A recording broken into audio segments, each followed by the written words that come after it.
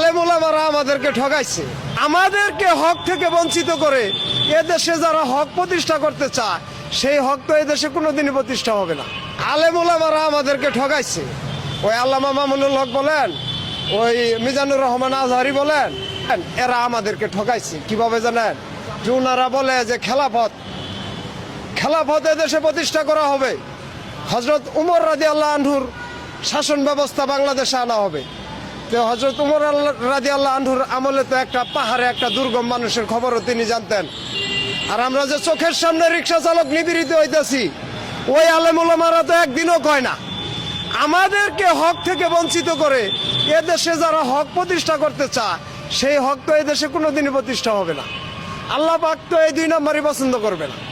আলেমুলামাদের দায়িত্ব ছিল যে আমরা রিক্সা চালক, আমাদের ৬০-৭০ বছর বয়স, আমাদের মানবাধিকার কি, আমাদের উপরে কি হক আছে, এই দেশে ইসলামের কি হক আছে আমাদের কাছে, আমরা এই রাষ্ট্রের কি হক পাই, এটা আমাদের চাইতে ওই আলেমুলামারা ভালো জানে। কিন্তু ওনারা আমাদেরকে সিস্টেমে ঠকাইতে আছে। সিস্টেমে ঠকায় আমাদের তো কোনো জায়গায় তারা স্থানই দিচ্ছে না। ভালোভাবে ডাকতেছে, রিক্সাওয়ালাগর পোশাক দেন শরীরে, তারা কি কোনো সমাজে যায় দাঁড়াইতে পারে? আলেমুলামা